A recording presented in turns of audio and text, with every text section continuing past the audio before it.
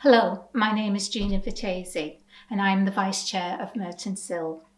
On behalf of the Board, it is with great pleasure that I present to you the Chair's report and highlight some of our key achievements over the past 12 months. In January 2020, we began to feel the effects of the coronavirus pandemic. We immediately responded by adapting our services and applying for emergency funding to sustain the organisation so that we could continue to provide accessible support to local deaf and disabled people. We are very proud of our members, supporters, volunteers, trustees and staff that have pulled together to continue to help deaf and disabled people to live independent lives in the face of a pandemic. This year's impact report shows the difference that our unique service members, volunteers, supporters and staff make to the lives of deaf and disabled people in Merton. Our annual survey found that 76% of people think that we address issues that are important to deaf and disabled people. Feedback like this confirms people value our efforts and support our direction. Our advice and advocacy service provided nearly 1,100 sessions of support to 265 unique individuals. We also supported with information, signposting, guidance and connection to a further 150 cases. These figures are a little lower than last year due to changes in the team. Our work throughout the year contributed to over £643,000 to the local economy. This year we were also re-awarded the AQS Quality Mark for the third time. So that's really well done to our staff.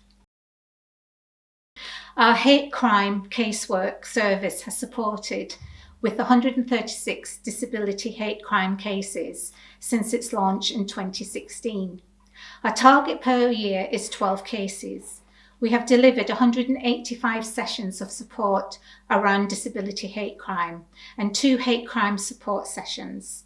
This was a space for deaf and disabled people to come together and get more information, experience and get peer support. 41% of deaf and disabled people reported feeling much safer after using our service. We have also worked with Inclusion London and Stay Safe East to support 5 DDPOs across London to build and develop their disability hate crime projects. We now have 362 members. 279 are deaf and disabled people and 83 are non-disabled people who support our work and values. This is a 12% increase from last year.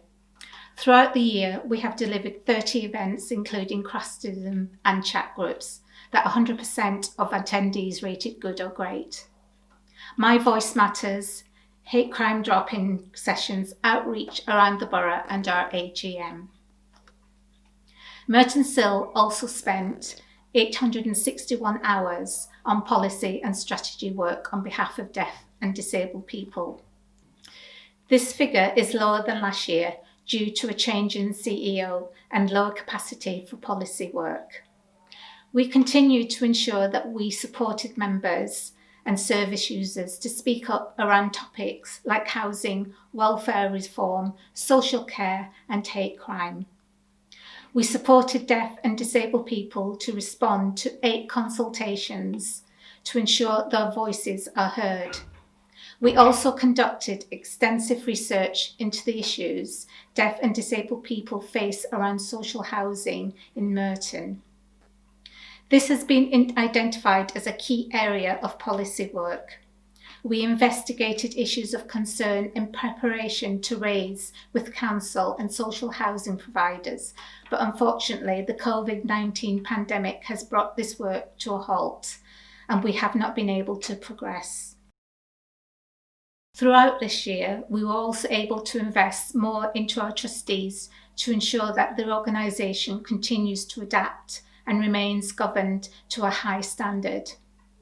Our Vice Chair, that's me, took part in a year-long leadership programme for disabled leaders across London that supports to develop skills around leadership and ensure the sustainability of Merton CIL.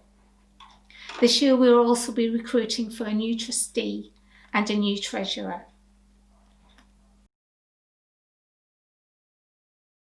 In 2019, our unsecured tenancy at the Wandle Valley Resource Centre was terminated, and we had less than 6 months to find a new and accessible property in Merton.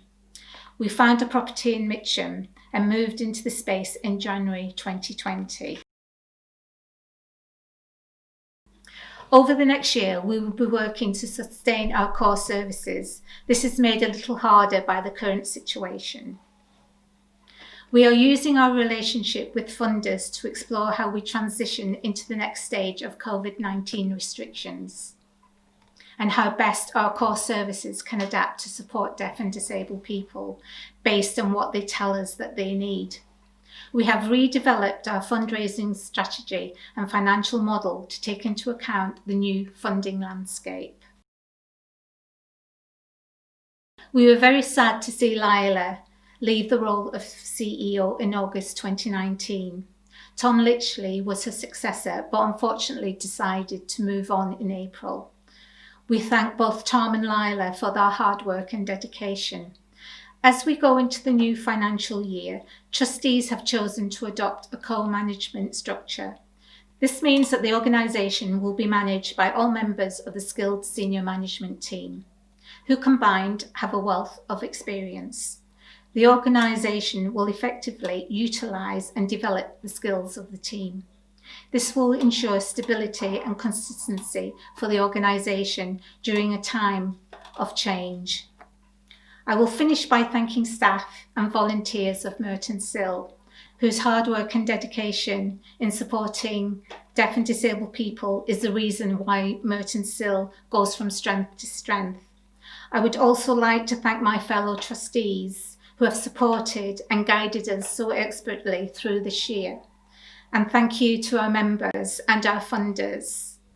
Also, if you would take a look at a new impact report for more information, and we would welcome any questions that you may have for us. Thank you all for being here today.